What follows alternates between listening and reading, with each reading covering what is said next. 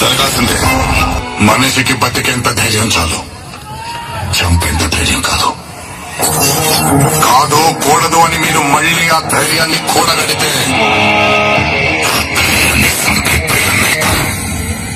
ఎవరు అడిగినాడంటే చెప్పినాడని. అదే చెప్పి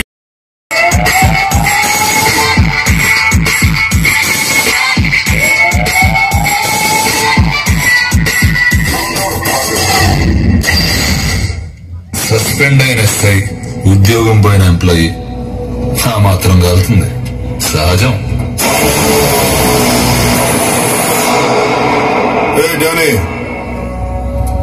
గజనీ మహమ్మద్ 17 సార్లు యుద్ధం చేసి ఓడిపోయాడు. వాడి మీద నెగ్గినోడి పేరంటే తెలుసా? పోనీ ఓడిపోయిన ఈడు ఎందుకు గుర్తున్నాడు తెలుసా?